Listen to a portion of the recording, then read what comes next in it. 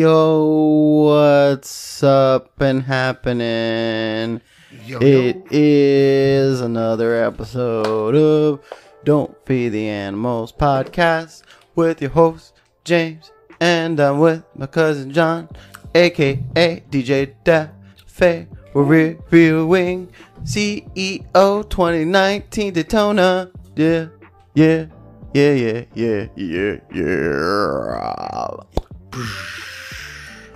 Hey everybody, welcome back. Thanks you for joining us. We are exhausted after a fun-filled weekend in Daytona. Me and DJ Daffy explore the fun, exciting world of fighting games and wrestling, where we are going to talk about our thoughts, our feelings, our experience in this year's CEO fighting game tournament / our review of AEW's second pay-per-view, Fyterfest. So yeah, hey, you're back again. Second episode. Full of fest. You're back to the podcasting world. Excited? Extremely. Did you have a good time? I actually did. It was different. It was different. Very different. It was different indeed. So basically, you got into town, picked you up, and then we pretty much head straight out to Daytona, which isn't very far from Orlando. The trip was nice and smooth. I enjoyed it. Basically, this is how many times have you been to CEO? It's my third. So CEO stands for Community Effort Orlando. And I've been going, that was my 6th CEO, and this is the 10th year of them doing it. Me only missing last year, which was the first year that they moved it to Daytona Ocean Center, which is a convention center right near the beach. Boy! So, we basically got to experience this new atmosphere for the first time, and I give it an A-OK. I think it's cool. I like the area. We unfortunately very last minute decided to go to this show, so Which wasn't a bad last minute though. no, it wasn't. Basically, because like last year I didn't go because I moved here, and you know, priorities and decisions will pay a moving truck or pay for hotels and stuff like this. We broke. Yeah, so we scrounged up a little bit of money and did this last minute planning to go into this trip. Kind of worked out. I think it did. I mean, like, we pretty much just kind of made it work. We got a hotel 15 minutes away from the event, which is not bad at all. Like, we got there real smoothly, and it was a good time. Good times to be had. So basically, we're just going to kind of run through. It's not going to be a crazily long episode. It's just basic, just us putting together our thoughts and feelings on what happened at CEO 2019 / pretty much we'll go run through the fight card of AEW's event, Fyterfest, which was, it was kind of cross promotion between the two things, which is crazy.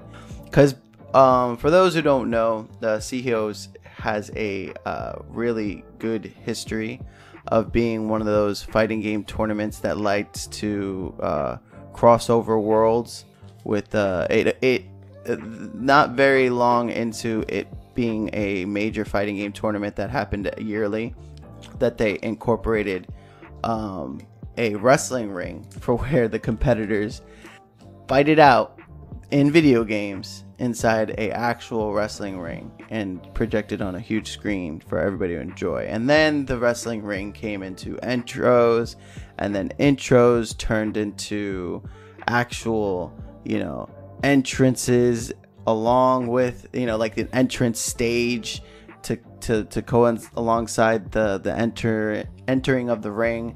And then from that, it actually turned into, hey, Kenny Omega, a big star from New Japan Pro Wrestling, comes to these events, and basically all of a sudden one year in Daytona last year, they're like, hey, we're going to put on a wrestling event.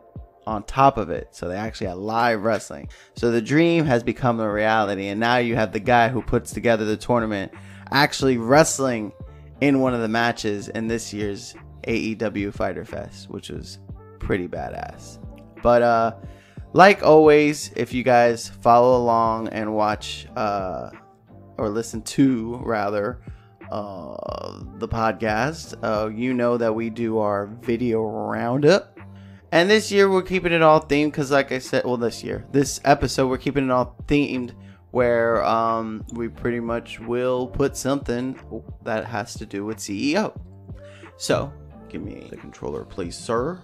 We've queued up something that happened. Now, unfortunately, usually I always compete in CEO. That's one of the great things about fighting games, and especially these tournaments. It's a really good opportunity to mesh with all the people in the fighting game community.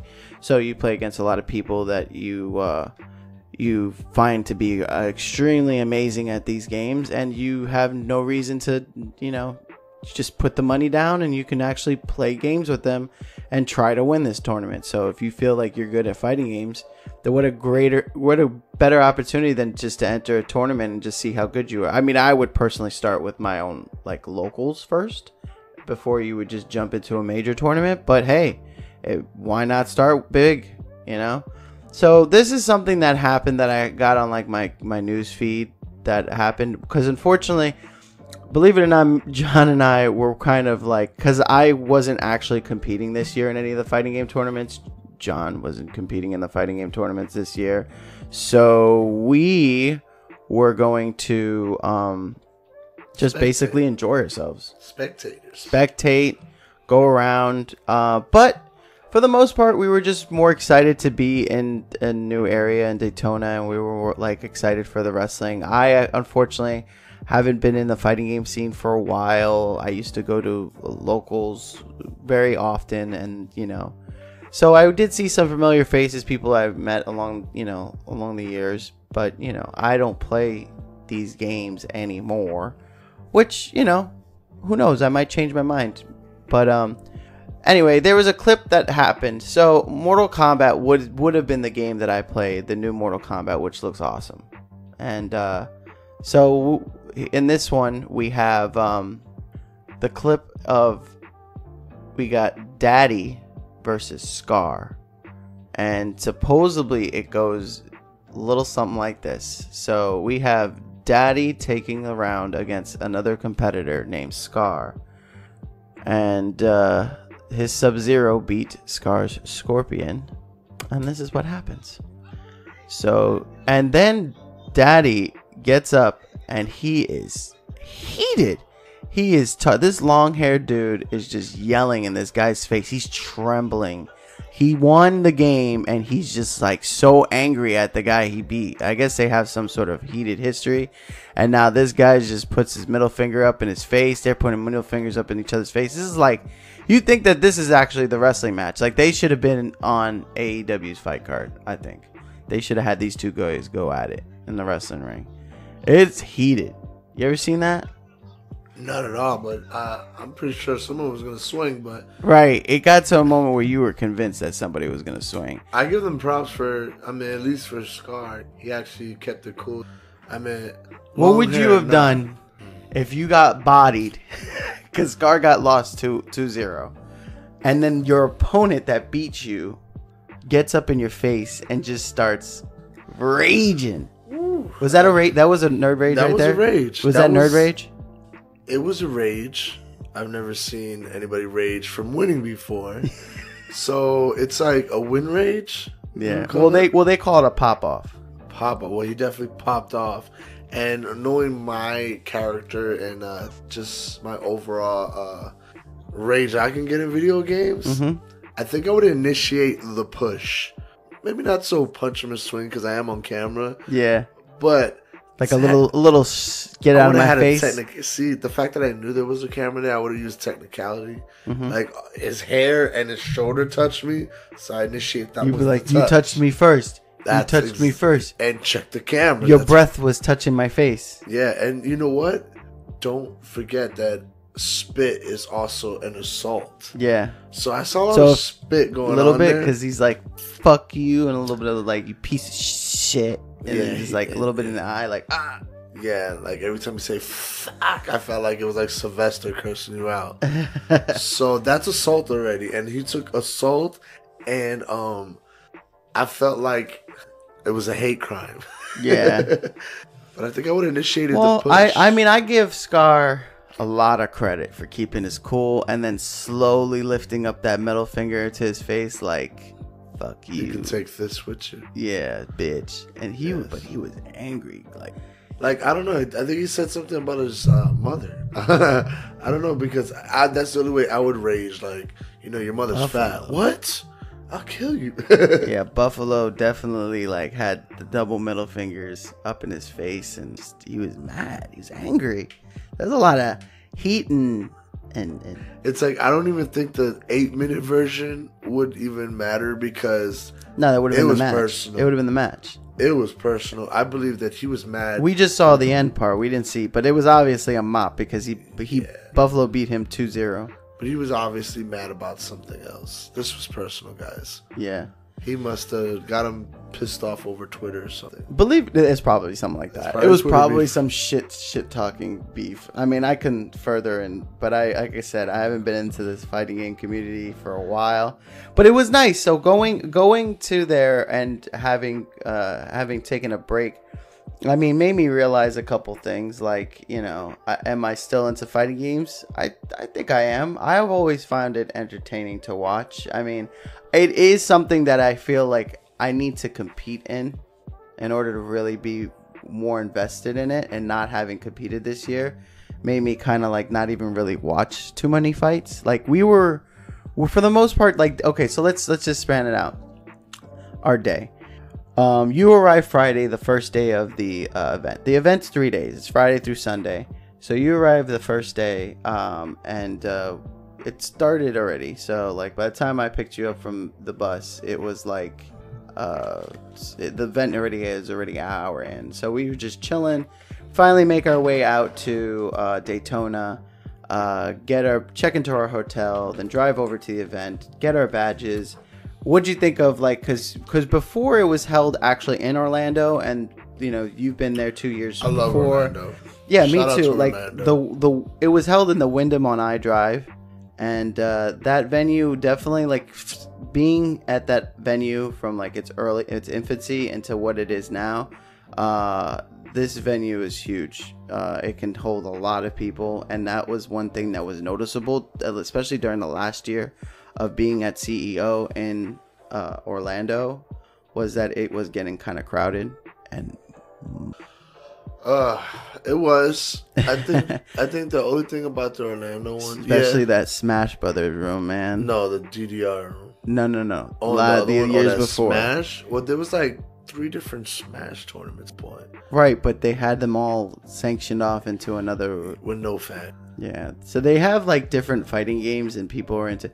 Like, I think the fighting game community, even though it's all the same type of games, one-on-one competitor games, they are sanctioned off into like little groups. You have your Capcom fighting games with the Street Fighters and the Marvel versus Capcoms and all that, and then you have your NetherRealm games with your Injustice and Mortal Kombat.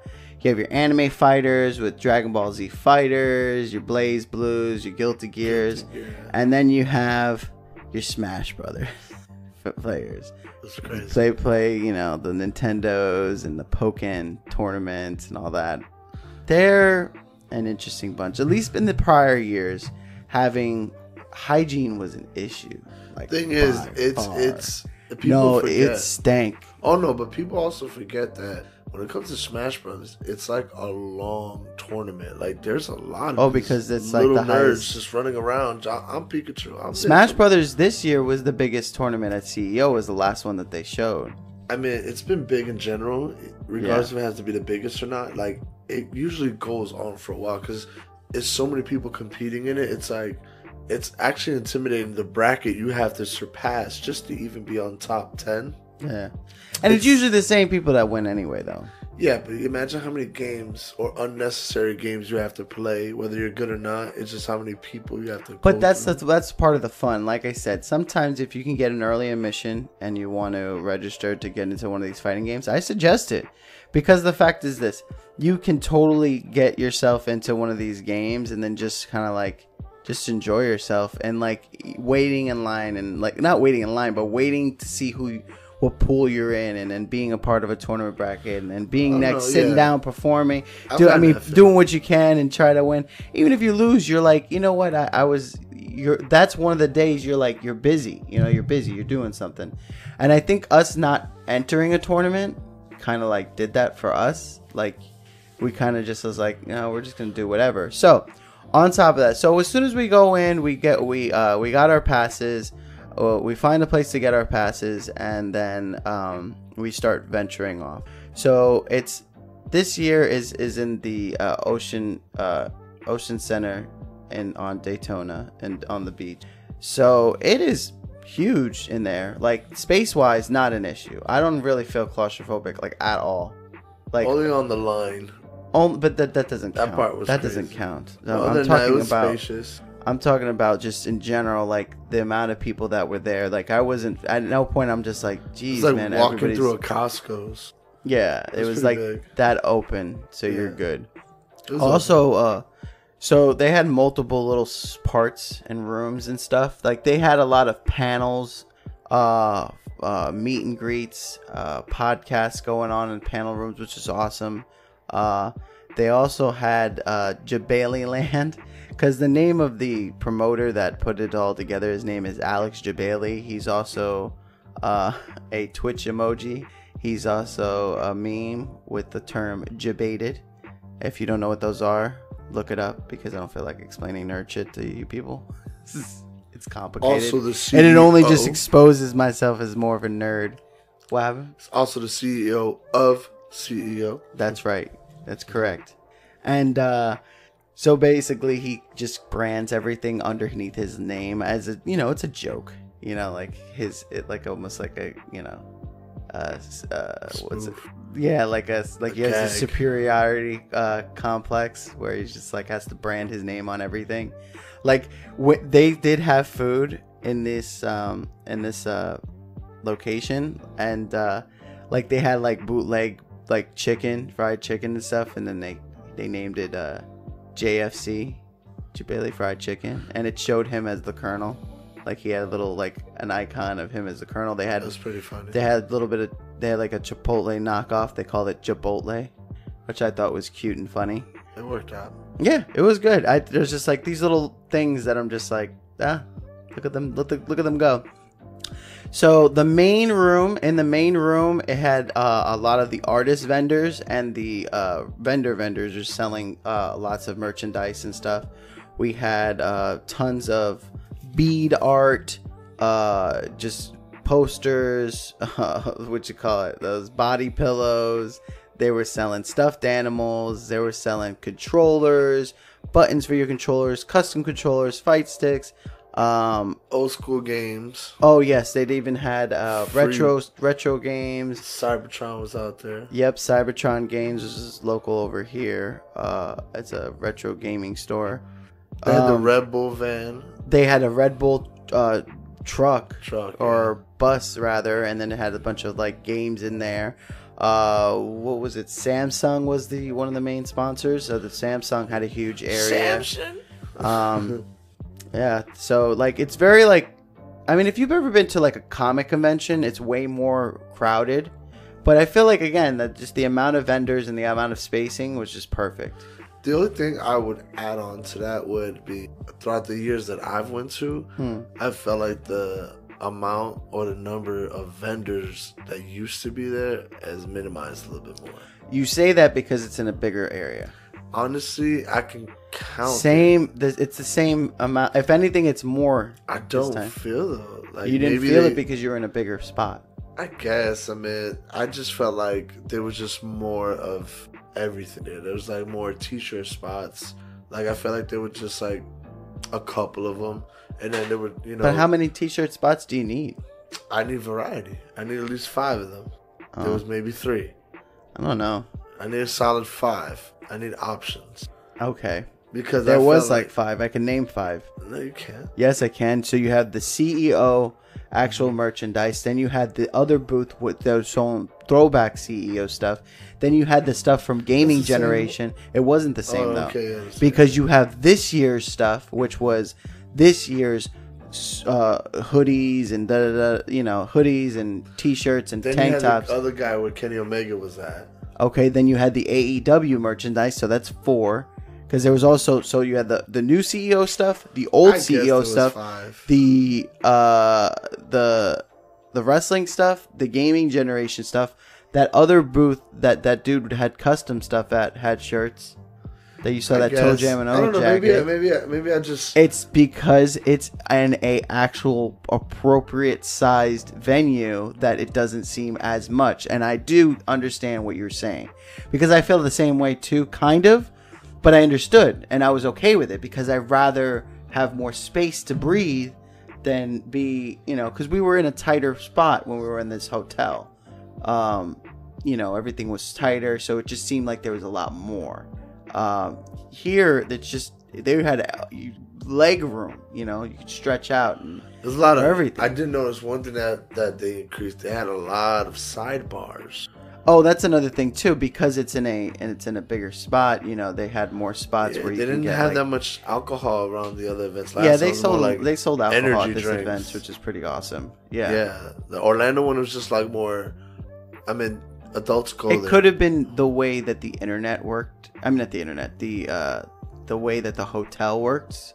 I love it. That's awesome. And the hotel couldn't have that type of thing. I mean, I'm pro alcohol. Oh yeah, we know, because we were well taking advantage of all that. That's good. That stuff at the venue. So we go there. Then that was the main room, and on top of that, then also in that main room was the fighting game pools that were happening, and they can fit every single fighting game in there. They had all the pools for Smash Brothers. They had all the pools for Tekken and for the most part, they were organized on that part. We weren't in any of the pools, so we don't know how smoothly they went. I'm assuming everything went smoothly, because it just seemed like everything was just way more spread out. They had a control. They always had a mother base or a control center, where they had it, and it was huge, and it was in the middle. There was a lot of tables there, and it was just so much. And then they had giant screen TVs where you can sit and watch people who are on stream, and just it was awesome. I think it was I think my only deep regret is not being overly into fighting games as much as I used to, with actually playing them every day and really trying to get good. Or going out to locals and meeting people. That's my only kind of regret coming into this year's CEO, is just not being so involved into the fighting game community. I think we just have to be more prepared. The last couple of trips, we honestly knew we were going, and that's this one we didn't think we were going until probably a month before, where we're let's go. The biggest drive of us wanting to go was pretty much the wrestling. Well, my biggest drive was the wrestling event. Yeah. So just keeping on with the CEO, and then we'll switch up to what happened at Fyterfest. So the day one, so then you had that, and then they had the panels that we walked by. We didn't really sit in on any of them. And then there was, what did they call it? Ninja Dancing Storm or something Storm? Stormbreaker, I don't know. It was this one room. It was a bunch of DDRs and in the groove machine. So the first day though wasn't terrible. No, it was nice. The first day we went into that room and saw the dance machines and all the people playing. It looked cool. Again, I used to play back in the day, but I never played the way that people play it now, or people play it usually. I don't hold the bar and then touch every button. I want to dance at my dance game. You know what I mean? What the hell is the point? It's called dance, not hold the bar and look like you're spazzing. Yeah, I hate that. It's your feet are having a seizure. And I mean, I get it. Great. You could touch all the buttons. It's very impressive. But at the same note, it would be just as impressive if you sat on a keyboard and just typed on the buttons. Granted, it's harder to do on your feet. You have more energy. But again, what I'm looking at is not fun. Shit. It's kind of shit. You're just like holding onto a holy shit bar and just like... Nobody's impressed. I'm not impressed. That's just me. What I like is with people who actually play an easier song and actually bust out some dance moves. Yeah. That's way more entertaining than somebody like, you know, spinning around and doing a little two-step, little shuffle. But yeah. So nobody has fun with games anymore. They just compete. It's very and that's one of the things that like really sucks out like, you know, the energy. So last minute while I was there was something that I, you know, if you guys know, because I've explained it on a previous episode, that I do fancy myself a Tetris fan, and then I found to be a Tetris tournament that was happening at CEO, and I'm not used to being at CEO and not competing at all, so I decided to enter Puyo Tetris. Puyo Tetris is like a modified Tetris. They didn't have regular Tetris. If they did, I would go into that, but knowing what I know now, I might have not have done that even, because I am better than anybody I know in real life, like friends-wise. Like, if people I work with and people I know, just general, like, I will beat the living shit out of anybody in Tetris. And that one Chinese kid, too. Yeah. So, I'm going to do a little time traveling, because I'm going to say all my things about CEO, and then we'll just end it with the Fyterfest review. So basically, I decided to, it was only $5 entry fee, get into playing some Puyo Tetris. And Puyo Tetris is 2 games into one. Puyo and Tetris. What's Puyo? Okay. The best way I can describe it, it's a puzzle game, in the same vein as Tetris, where you're dropping pieces and you're trying to make things disappear. So you have 2 different colored like beans or puyos, what have you. They come down and they have 2 different colors, and you're trying to match 4.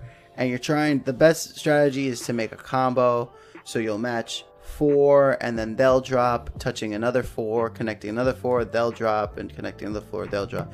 And then you connect more and more combos. And then when you do that, basically you're sending bad Puyos over to the opponent's side, which will stack and make it harder for them to come up with combos. Basically just ruin your life. Basically ruin your life. And then the Tetris aspect of it is the same thing. Tetris, when you're creating, when the more blocks you get rid of at once, or more special techniques called T-spins or whatever that's technical, you're basically sending more Tetris blocks there, making it harder and making it higher on the screen, and then basically making your opponent lose.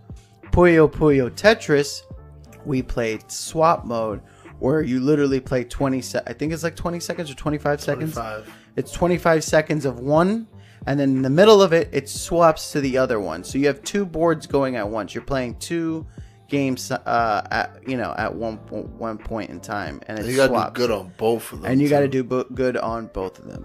So I don't know how to play Puyo at all, but I figured out like a dumb person strategy and I'm colorblind, so that's not going to help. So I can't tell the different colored beans. So I just put all the Puyos on one side, because you only lose when your Puyos are all the way to the top in one section. But every other section is fine to be stacked as high as it can. It can go past the screen and everything, which is fine. So with that being said, I move them all to one side, and they usually randomly connect themselves. So when I do make a connection and I do like a 3 or 4 combo, no problem. But these people can do 5, 6, 7 combos, which is like you basically won, because they'll send so many fucking bad Puyos on the opponent's side that they lose in like 2 turns. So I entered the tournament. I tried to get some practice in throughout the week, because my tournament was that Sunday, and I decided to do it that Friday. I don't know. Like I was confident, because during casuals I was beating some people, you know. So I just gave myself a little bit of confidence, but then You was getting your ass whooped at the point. at one point, like, you go against certain people that just know how to play this game because they're doing shit that doesn't make any sense. Where like in Puyo, they know how to play Puyo, so I'm like, I don't know, so I expect them to beat me. But Tetris, I feel like I was really good in, but they were playing Tetris the way you should in this particular mode and game, and I couldn't compete. Yeah. The good news is I didn't lose terribly. I did beat 2 people. It was a double elimination tournament, so I went 2-2. I beat somebody, sent them to the losers, and then in my next match I lost, so I was in losers. And then in my losers match I went against somebody. I sent him home, because when you're in losers bracket, if you lose, that's your last life. And then finally I went against somebody and he beat the shit out of me. So the people that beat me beat the shit out of me. And the people that I beat the shit out of them. So it's like, I only know how to beat casuals, even though I'm semi-casual. And yeah, but I was happy that I finally went to CEO, and I mean, I'm happy to be at CEO and then keep that going. So I feel like every year I need to compete. I agree.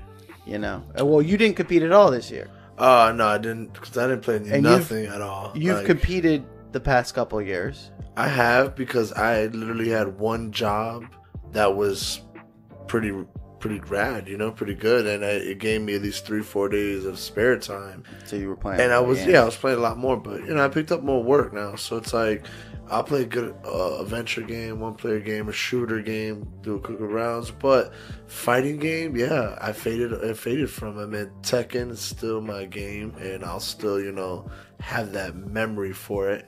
At least for those few characters that I play with, because then I played arcade, and it's different on arcade and joystick, but either it's something in your mind that you'd be like, all right, I'm gonna bust his ass with this move, and it works. Yeah. So it's like, it'll start coming back to, but I think if I would practice a little bit more, I'd be confident enough to join a tournament. But it's like, are they gonna come out with another Tekken? Is Tekken gonna ride out another year and then they're gonna do something? Because it's like, Tekken 7's been popping for what, 4 years, 5 years almost? Yeah, a very long time. Yeah, because I know when we went 3 years back, you know, Harada was over there, and then it was like, it was epic. They were just leaking the Akuma version, because before Akuma wasn't even part of it. It was just like, do we make him a DLC or do we make him like a main character? And then he ended up being like a main person part of the storyline, and it was like, oh, you guys went that direction. And then it just like, okay, you know, only certain people got to play that version. And then from there, okay, eventually came out. And it's like, what? Yeah, over 3 years. Yeah. That's crazy. Yeah.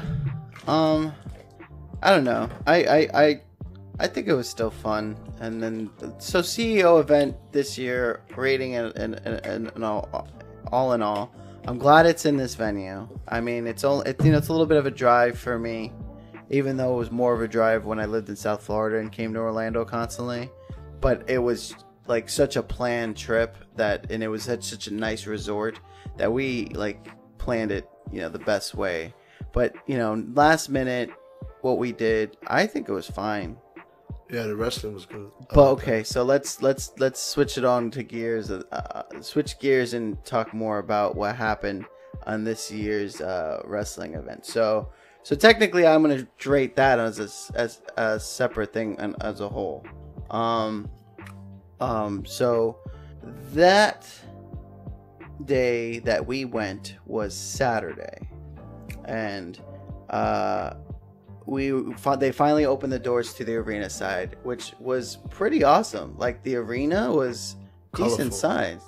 Colorful. They set it up nice, right? Like, they had the ring. They had an awesome, like... It almost looked like a SummerSlam event. Like, it was like they had the rubber ducky pools. The whole joke is it was called Fyterfest, but Fighter was spelled Fyter Fest. That was making fun of the Netflix documentary of the Fire Festival, Fyre Festival, where like Ja Rule and some white guy kind of scam a bunch of other rich white people out of their money by putting together a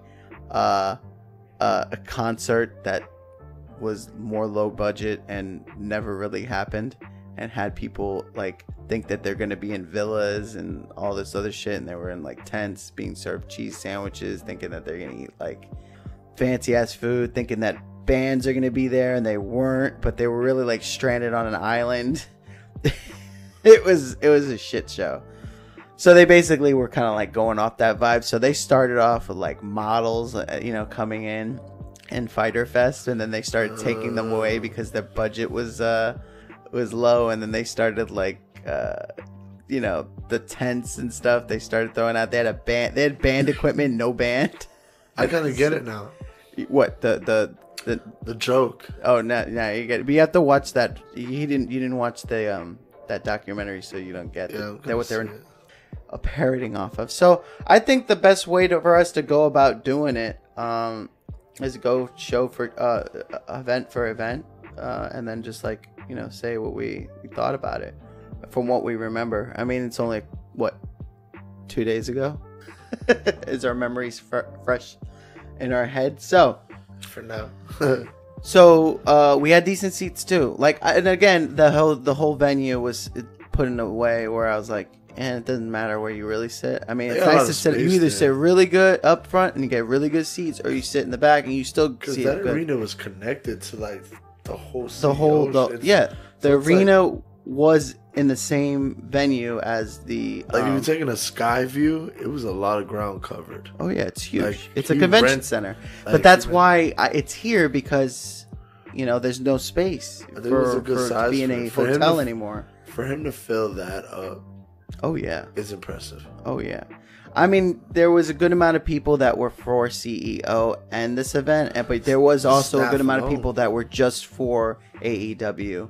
And they had no idea anything about the actual fighting game tournament that's coincided with it. Yeah. I mean, both were branded on the shirts, on the ring aprons. They had CEO across, AEW. Like, there's a lot of staff on the CEO. Oh yeah. Like, I looked throughout the whole hotel, everybody had a CEO staff show. So just letting you guys know too, I've been to plenty of wrestling events also, so I've seen my fair share of WWE's, Raws, SmackDowns, and even like I've been to a high school gym which had a indie promotion. So I'll be very honest with you, out of all my like WWE events, I've only seen like Raws and SmackDown. I haven't seen pay-per-views, and then I would say like I favor the indie promotions a little bit more. They just do more fun stuff. Like, it's just fun. Yeah.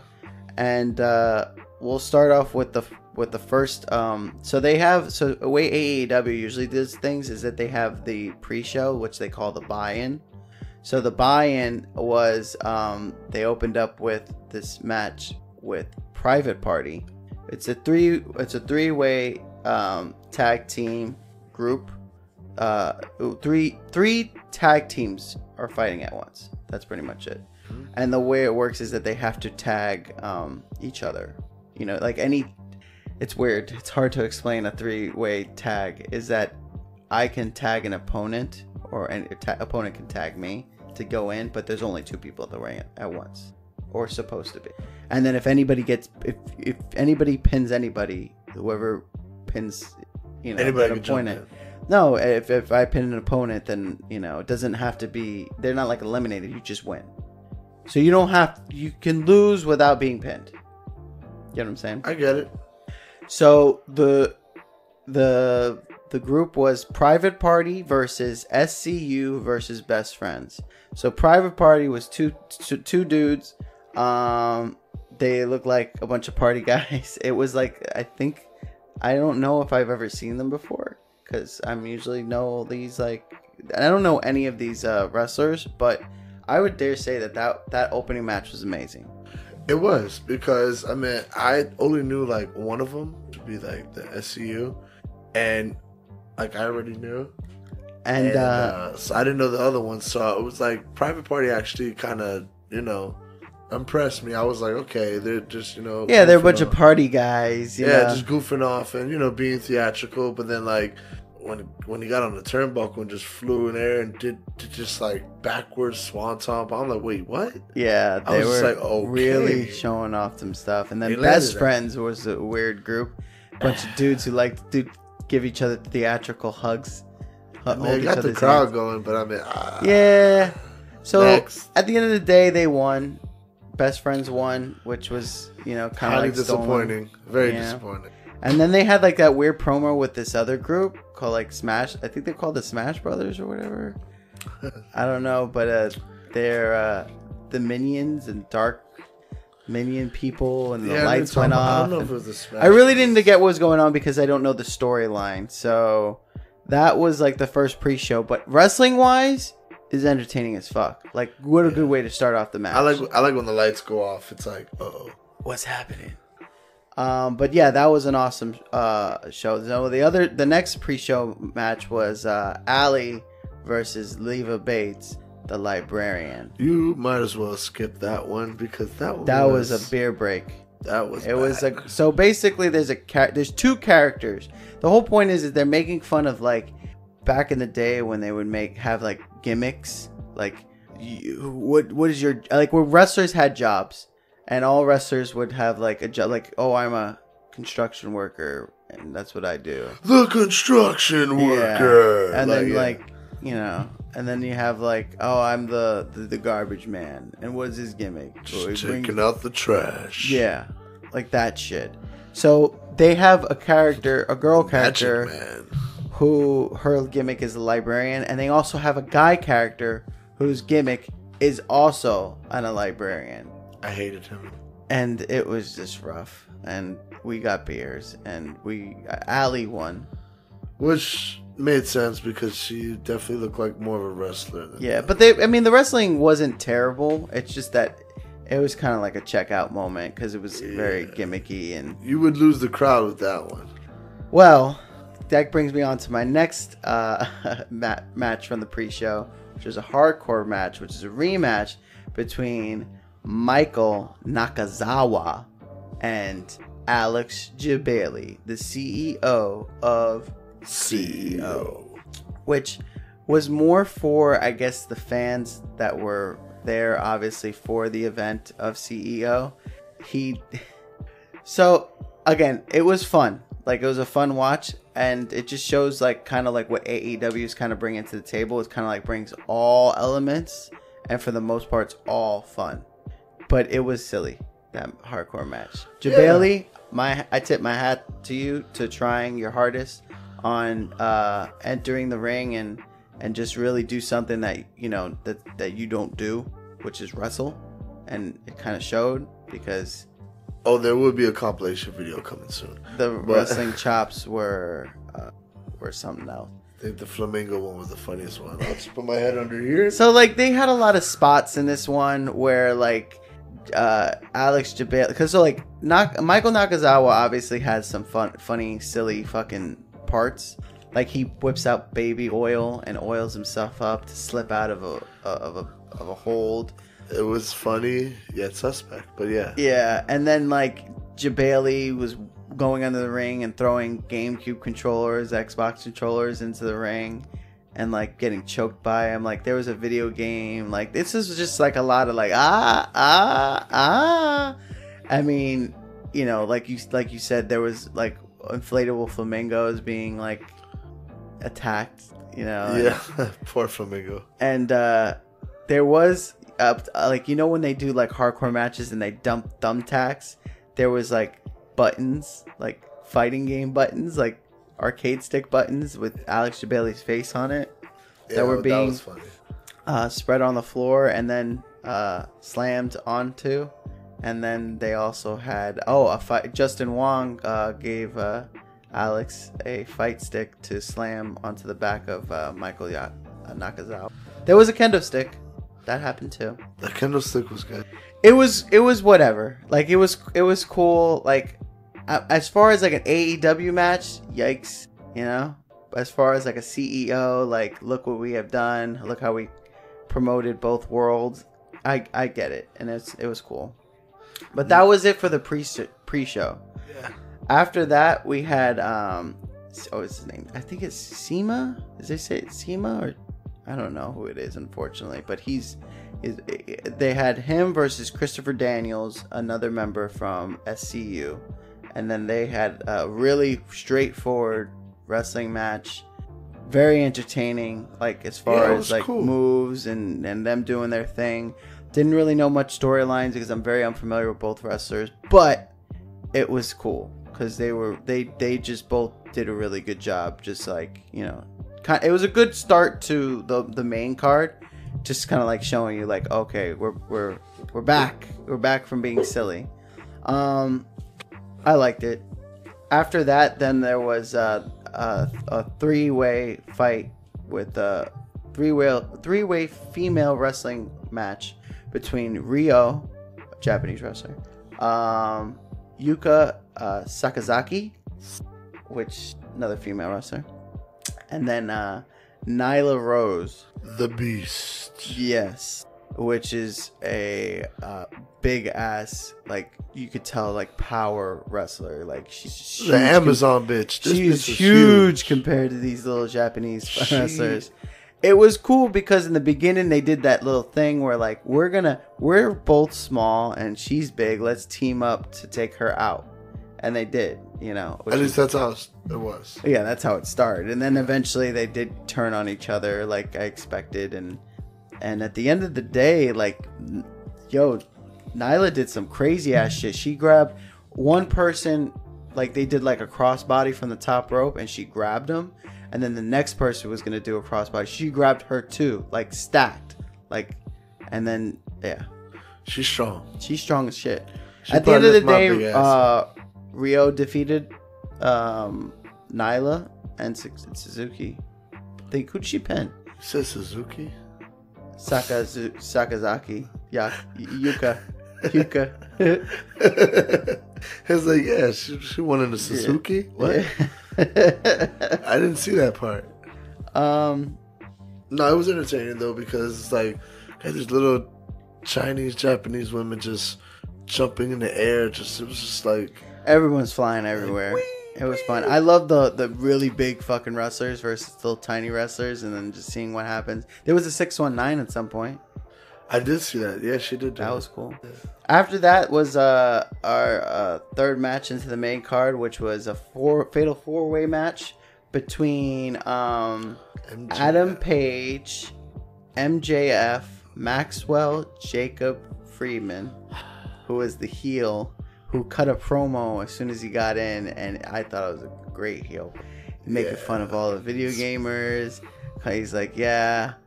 He's like, I used to play video games too. And then I lost my virginity. He was cool, but I meant like... He was saying some dirtbag shit though. Yeah. That was so good. He was also saying like... He said something about like... I think he's telling the crowd like your mom should have swallowed and shit like that. Like it definitely like hardcore shit he was saying. Yeah, he definitely touched that nerd spectrum. Yep. Nerd bullying. Then you had Jungle Boy. Who entered the ring on top of Luchasaurus. Jungle Boy is exactly what you think. It's a dude who looks like Tarzan. Like, it's a little younger dude who got long curly hair and he fights in brown skibbies. Yeah, basically. And then Jimmy Havoc. I think he's underrated. I think he's underrated too, right? He came in, like... he looked like Johnny the Homicidal Maniac. Yeah. And he looks like somebody I want to see more of. Like, I feel like in the fight, he should keep his mask on still. No, it's okay. Like I don't mind him taking it off, but I feel like... Definitely has a whole getup from Hot Topic, but... Yeah, he does. Yeah. And then you had Adam Page, who was raw as fuck. I feel like his song needs to be changed to Old Town Road. I think he'd get a good diverse crowd to actually his move where he does like a little flip into the ring and then does like a fucking like a fucking and then he kind of like walked he kind of walked in like a ghetto Stone Cold. Yeah, but he's his attitude's not really like that, but I know his attitude now, but he definitely walked in like he was Stone Cold, which was cool. MJF had an awesome like... I can't stand this guy. he just did everything like to make I feel like everybody hate Stephen him. Smith and ESPN right now when it comes to this. But he's doing his job. He's making you hate him. It's oh my god. He's like that one douche in your classroom that you just want to hit.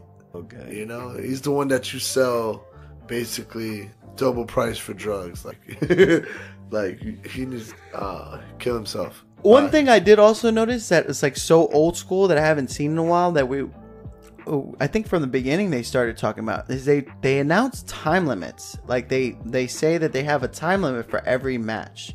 So they'll say this match is meant for 20 minutes, this match meant for 30 minutes, and then they'll give you like a 10-minute warning and then a 5-minute warning. I'm glad because I kind of wanted to know how long we've been staring at this. Yeah. And it's like, oh, okay, 20 minutes passed. Great, I can't get that back. Or like, you know. That's it? Oh, I hope it doesn't end soon. You know? Yeah. So it's interesting for them to announce the time limits, but I was okay with it. Adam Page obviously won that. Which is good. He deserved it. Oh, yeah. Well, because they're trying to set him up because he won the pay-per-view, like their version of like the Royal Rumble. He's set up to go against the champion of or for the championship, and it's supposed to be him versus Chris Jericho for the champion. Nice. Which is going to be very interesting. The second to last the fourth match on the card was Cody Rhodes versus Darby Allin. We know Cody Rhodes from the WWE. He's Goldust's brother. He's Dusty Rhodes' son. And, he's pretty much, like the Triple H of AEW, considering he's wrestling and he's like part, like owner of and I kind of like that character. I like how he's both. Yeah, he came out with his wife, Brandy. Brandy with the yammies.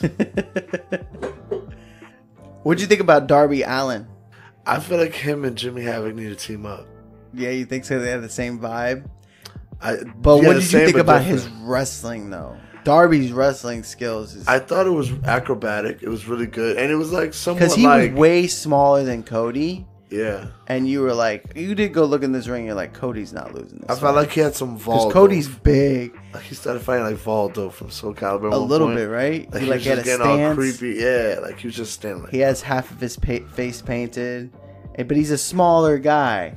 But he did some spot. Yo, what about that elbow drop?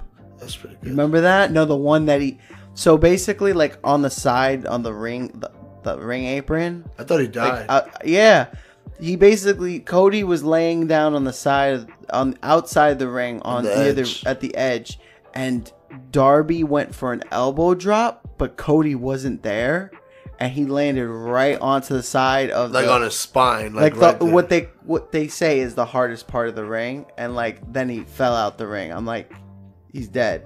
This guy's dead, or at least paralyzed. I thought they were gonna drag him on a stretcher. Like, to be honest, there was like a couple of moments where I was like, yo, I don't care if that's fake or not.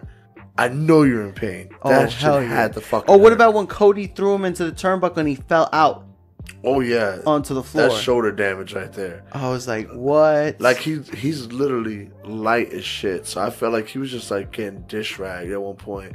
And, like, when he jumped over it, I really felt like he fucked himself up. Yeah. Like, I don't care. What we saw is what we saw. And you didn't land on no fat part of your body or nothing. Hell no. That shit looked like you landed dead center in your spine and went glah. Like, I felt like that one part of Mortal Kombat. When they do the X-rays. I felt like that happened. Oh yeah, and then Darby came into the ring with a body bag. He pulled the Jason move, like put him in and just beat his ass. Oh yeah, well he put the body bag, but he ended up being put in it because Cody put him in and did his move, and then he started beating him with his belt. Oh my god, yeah, that brought back memories. It's like you just literally whooped his ass. Yeah, I felt like when you're little and that you can't fake it. You can't fake getting hit by a belt. You just have to take that. No, there's no faking it. It hit him. You saw the redness. Yeah, like he whipped him like he owed him money. Well, crazily enough though, as it came down to the last final seconds, and Cody had Darby pinned, but did not get the 3 count in time, and new challenger. The 20-minute time limit caused it to be a draw. So that the time limit's actually, you got to get the job done, or it's gonna be a draw. And then out of nowhere, my boy Sean challenger. Spears comes out. I was a.k.a. Ty Dillinger, perfect 10. He comes out with a chair. Oh yeah. And fucking lands the most vicious. Haven't seen it since the Attitude Era fucking chair shots on Cody, the boss of the company, which split his fucking head open and he looked concussed for sure. Like the back of his head. Like, now gushing blood. Now, do you really think that he hit him for real? Yeah, it was awful. There was a lot of blood. I mean, it was a loud like a sound pool too. It was like on the back of his head. Yeah. I mean, it really wasn't on the back of his head, but it just kind of like wrapped around on the back. It wrapped around the back of his head. Like it was like a fucking domino effect. I didn't expect that shit at all. Nah, that looked. And then like all the wrestlers came to Cody's like rescue because he's the boss, and like MJF like pushed people aside to like caress his boy. Yeah. Be like, "Are you okay?" I figured you'd do something like that. So that was funny. And then the last official match of the evening was Kenny Omega, the Young Bucks versus the Lucha Brothers and Laredo Kid. Yes. So this one was hype. This was a memorable match, high octane. It was as good as the first Great match. Easter eggs. It was so basically you had the Lucha Brothers come out. They're awesome. Pentagon Jr. looking raw as fuck. Phoenix looking raw. They got a strong reputation. Very strong. Laredo Kid, he was last minute because originally it was supposed to be somebody else.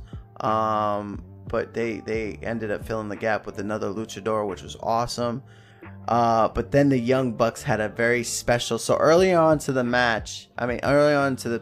pay-per-view, they were talking about like making jokes about the Fyter Festival, losing money and not having enough money. But Kenny did make it a point to say that they blew all the money on their costumes. So their gear that they were going to wear into the ring. So the Young Bucks come out and dressed up as Ryu and Ken from Street Fighter. Full get up, like just, Street Fighter music.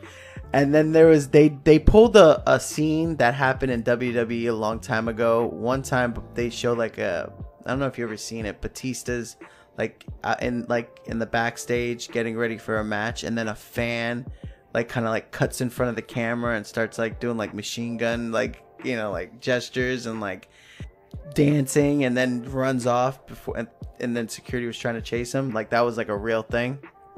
So they did that they recreated that. So that one dude was just ran up in front of them on the main stage, and he just starts doing the stupid thing. The lights shut off, and then you hear the raging demon attack noises, and then the lights come back on. Kenny Omega's there with red hair, his hair tied up, and he's got fucking Akuma symbol on his painted on his back.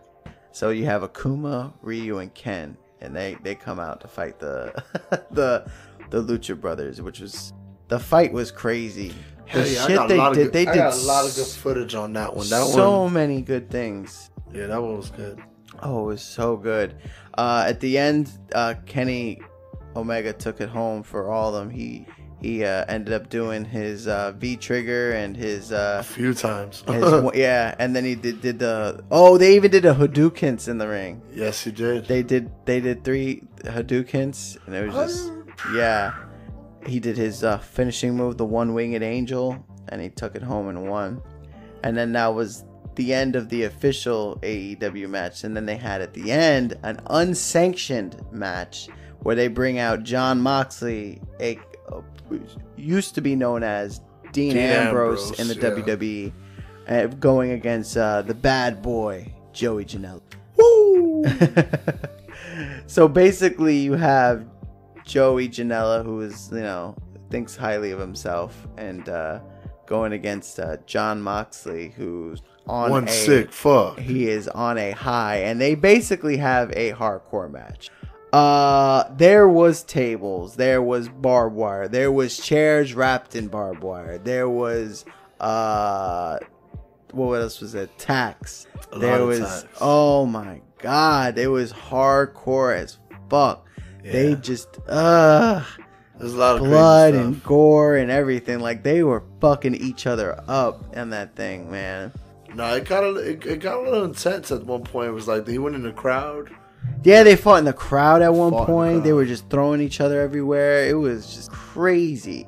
Like, it was an awesome end to the fucking the night with them all fucking bashing each other. It was nuts. They also had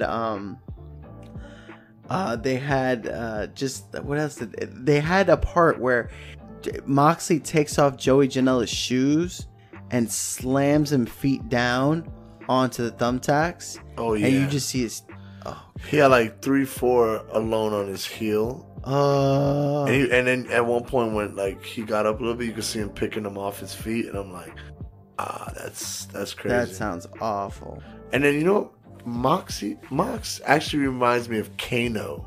Why? Mortal Kombat. I don't know. It's like facial hair and the way he makes his crazy face like he's on one. And it's like, if you were to put just like a metal thing, like, you could have played Kano if you wanted to do something like that. I'm down with that. I'm down with Jon Moxley being Kano. He's crazy. He's sick fuck. He definitely. He is. Sick. Yeah. The crowd was chanting. You sick fuck. Yeah, you sick fuck when he would do things and he'd bow like, I'm honored. I'm honored to have that name. But I like his character, though. It suits him. Oh, yeah. Like, you had to remind me that he was Dean Ambrose. I knew Dean Ambrose, and but he wasn't wild like this. He wasn't set free. Yeah, he was cool. He was still a good wrestler, but it was like, okay, I'll forget. But then now it's like, Mox, he's gonna kill you. Yep. It's like, oh, that's good. So he ends up winning the match. He did dirty deeds right onto the tacks, and he spits a tack out. He got one tack that was in his mouth and he spits it out. I was like, shut the fuck up. Because there was 2 bags of thumbtacks. It was a lot. So much. They gave us everything that we wanted in a hardcore match, which is awesome. There was a ladder too. Again. Yeah, there was a ladder. I forgot. Yeah, and he jumped off. Yeah. Bad Boy jumped off of it. Hell yeah. Joey Janela did his thing. He did. I give him props because he took an ass whooping. Then he had to fight barefoot for the remaining of the fight. Oh my God. Which sucked too. Yeah, and then so Moxley wins, but then as he's walking off on, down the middle, fucking Kenny Omega is getting his revenge with a flying knee. Yo, the flying V trigger. Yeah, that was actually he caught airtime. Like, he really did that well. He fucked him up. So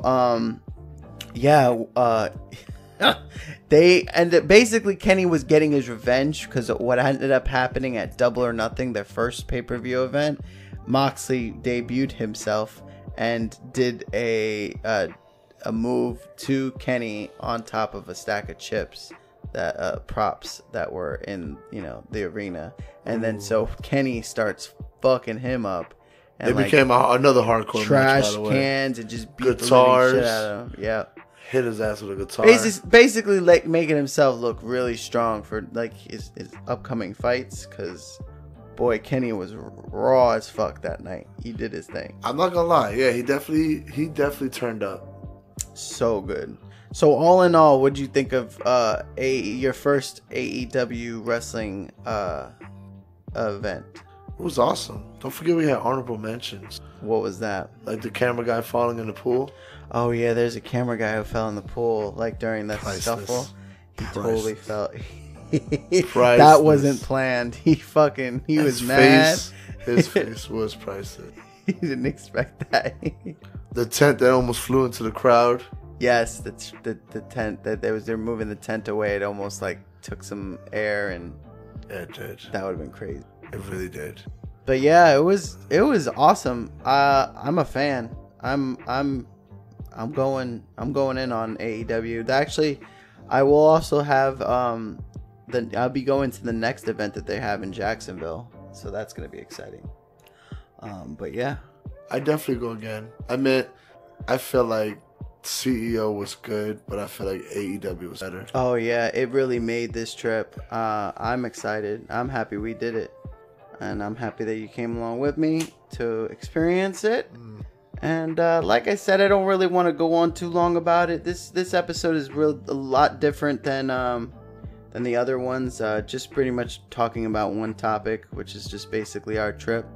But I think, I'm gonna probably try to go again next year and really try to get into a fighting game. This way I can really enjoy my CEO experience. I did feel like I didn't appreciate CEO as much as I did. Not any faults to CEO at all.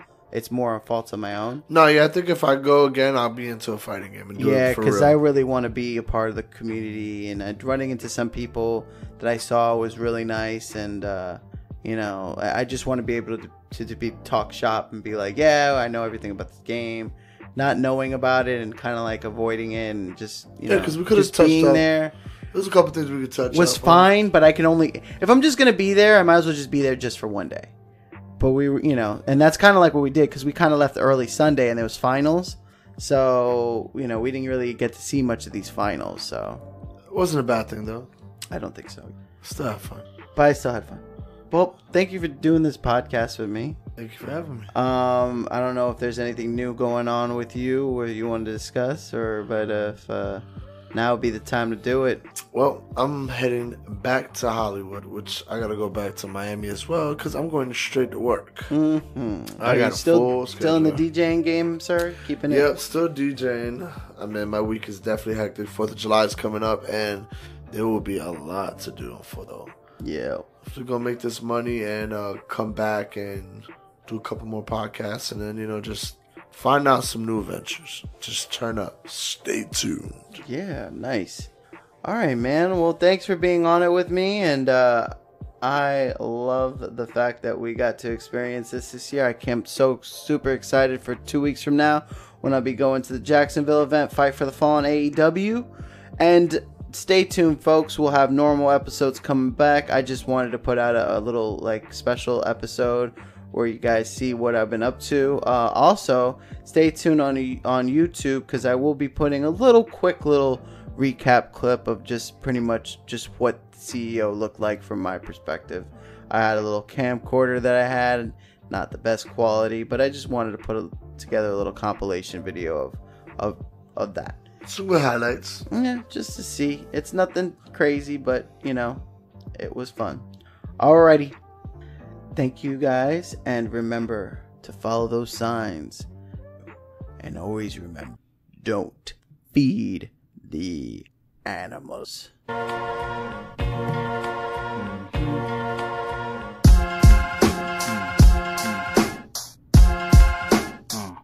feed the animals. Signs all around. We talk a lot of junk. Yeah, you vibing with us now. Build something from the ground up.